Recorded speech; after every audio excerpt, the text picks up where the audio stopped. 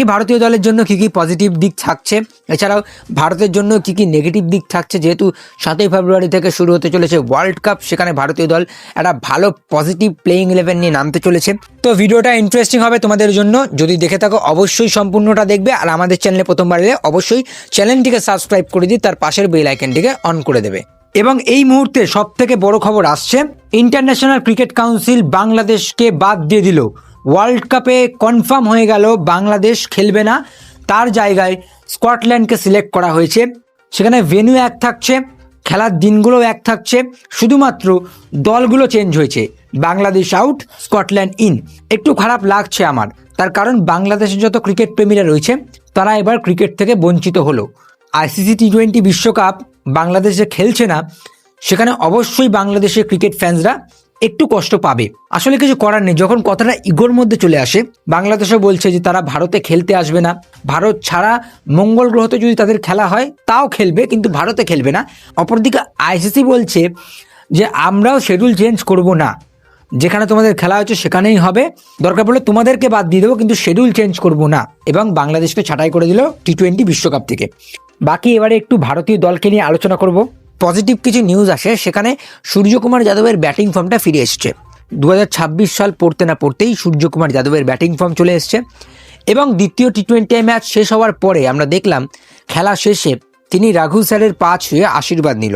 বড়দের আশীর্বাদ তো থাকছেই তার মাথায়, এবং 145 কোটি মানুষেরও আশীর্বাদ থাকছে, যেহেতু তিনি ভারতীয় দলের ক্যাপ্টেন। এছাড়াও আর্শদীপ সিংয়ের নতুন বলে বল করা, যদিও দ্বিতীয় ম্যাচটায় আর্শদীপ সিংয়ের দিনটা খারাপ যায়, দু একটা ম্যাচ আমরা দেখি আর্শদীপ সিংয়ের দিন খারাপ যাচ্ছে। যদিও আগের দিনে আমি একটা ভিডিও ছাড়ি, সেই ভিডিওতে আমার প্রেডিকশনগুলো একদম লেগে যায়। আমি বলেছিলাম সূর্যকুমার যাদব এবং ঈশান কিষান এই দুজনেই ভালো খেলবে, এবং দুজনের মধ্যেই ভালো একটা পার্টনারশিপ হলো। আমি এটাও বলে দিচ্ছি তৃতীয় টি20 ম্যাচে আর্শদীপ সিং আবারও নতুন বলে উইকেট নেবে। এটা শুধুমাত্র একটা প্রেডিকশন থাকলো। সূর্যকুমার যাদবের ব্যাটিং ফর্ম অবশ্যই সেই দিকে নজর ছিল আমাদের।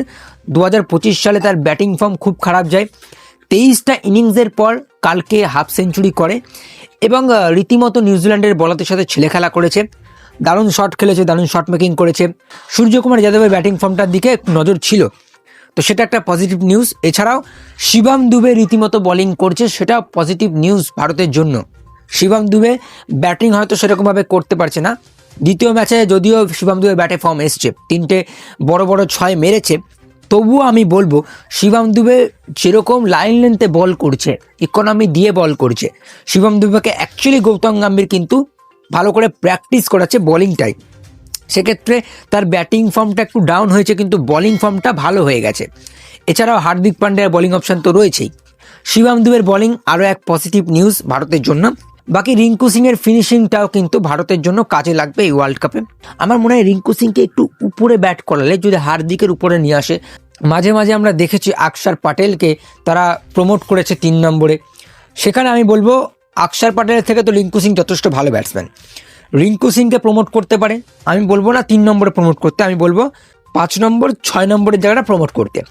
যদিও রিঙ্কু সিংকে 7 নম্বরে পাঠানো হচ্ছে, একটু উপরের দিকে ব্যাট করালে ছেলেটা ভালো করে ব্যাট করার সুযোগ পেতে পারে। বাকি বরুণ চক্রবর্তীর বলিং, এইটাও একটা পজিটিভ নিউজ থাকছে। বরুণ চক্রবর্তী ভালো বল করছে। ইন্ডিয়ান সাবকন্টিনেন্ট পিচগুলো এখন রীতিমতো ব্যাটিং পিচ আমরা জানি, সেখানে বরুণ চক্রবর্তী 10-এর নিচে ইকোনমি দিয়ে বল করছেন। অ্যাকচুয়ালি বরুণ চক্রবর্তী কিন্তু ভালো বলার এবং ইকোনমি কম দিয়ে বল করে। রীতিমতো দুটো ম্যাচে আমরা দেখলাম ইকোনমি একটু হাই গিয়েছে, 8.5-9-এর কাছাকাছি। বাকি বরুণ চক্রবর্তীর বলিংটাও কিন্তু ভারতের জন্য পজিটিভ নিউজ আনছে এই ওয়ার্ল্ড কাপে। এছাড়াও কিছু পজিটিভ নিউজের সাথে কিছু নেগেটিভ নিউজও রয়েছে, কিছু নেগেটিভ দিকও রয়েছে। জাসপ্রীত বুমরার বোলিং, সেটা একটা নেগেটিভ নেতিবাচক দিক থাকছে। জাসপ্রীত বুমরা যেরকম করে বোলিং করছে, লাইন লেন্থ ঠিক আছে, বল ঠিক লাইন লেন্থে ফেলছেন, কিন্তু লাকটা ফেভার করছে না। কোথাও একটা কি তার বলে ক্যাচ ছেড়ে দিচ্ছে, বা কোথাও একটা ব্যাটের কানায় কোনো লেগে রান হয়ে আসছে। তো জাসপ্রীত বুমরার বোলিংয়ে আমি বলবো একটু লাকটা আসলে ভালো হবে। বাকি জাসপ্রীত বুমরা ইকোনমি কম দিয়েই বল করছে, কিন্তু উইকেট পাচ্ছে না। এরকম সাবকন্টিনেন্ট ইন্ডিয়ান পিচে আমরা দেখেছি জাসপ্রীত বুমরাকে ভারতীয় পিচগুলোতে সেরকমভাবে পারফরমেন্স করতে পারে না। আমরা যতবার দেখেছি জাসপ্রীত বুমরা কিন্তু অ্যাকচুয়ালি বাইরের পিচে গিয়ে কিন্তু ভালো খেলে, বাইরের পিচগুলোতে ভালো বল করে। সেখানে জাসপ্রীত বুমরা কীরকম করে বল করছে ইন্ডিয়ান সাবকন্টিনেন্ট পিচে ওয়ার্ল্ড কাপে, সেটা একটা ইতিবাচক দিক থাকছে। দ্বিতীয়ত ইনজুরি। ভারতীয় দলের এখন সব থেকে বড় দুশ্মন হচ্ছে ইনজুরি কনসার্ন। ভারতীয় দলের কিছু কিছু প্লেয়ার এখন ইনজুরিতে ভুগছে। অক্ষর পটেল ফিঙ্গার ইনজুরি রয়েছে। এছাড়াও অক্ষর পটেলের পরে কুলদীপ যাদবকে খেলানো হয়েছে, বাট কুলদীপ যাদব কোথাও একটা মনে হয় বড় ম্যাচগুলোতে উইকেট নিতে পারে না। আমি বলছি না সবকটা বড় ম্যাচে উইকেট নেয় না, ভারত পাকিস্তান ম্যাচ বলো, ভারত অস্ট্রেলিয়ার ম্যাচ বলো, সেখানে কিন্তু কুলদীপ যাদব উইকেট নেয়। কিন্তু কিছু কিছু ম্যাচে কুলদীপ যাদব কোথাও একটা গিয়ে মনে হয় একটু বেশি প্রেশারে পড়ে গেছে, একটু বেশি মার খাচ্ছে। রোহিত শর্মা স্যারও সেটা বলে যে কুলদীপ যাদব, বরুণ চক্রবর্তী দুজনকে তুমি একসাথে খেলাতে পারবে না। দুজনকে একসাথে খেলালে তোমার ব্যাটিংটা খুব উইক হয়ে যাবে।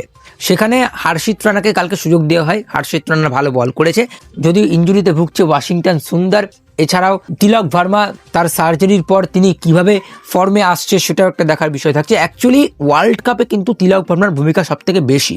তিলক ভার্মা অ্যাকচুয়ালি বিরাট কোহলি যেরকম খেলাটা খেলে, সেক্ষেত্রে আমি বলবো তিলক ভার্মার সেক্ষেত্রে আমি বলবো তিলক ভার্মার কিন্তু এইবারের ওয়ার্ল্ড কাপে ভূমিকা থাকছে। এবং তিলক ভার্মা আমরা দেখেছিলাম এশিয়া কাপের ফাইনালে এক এন্ড থেকে যখন সঞ্জু স্যামসন তার সাথে দাঁড়িয়েছিল, বাকি এন্ড থেকে অভিষেক শর্মা, সূর্যকুমার যাদব আউট হয়ে যাচ্ছিল, সেই এন্ড থেকে কিন্তু তিলক ভার্মা ধরে ধরে লাস্টে হ্যারি শ্রফকে 6 মেরে ম্যাচটা শেষ করলো।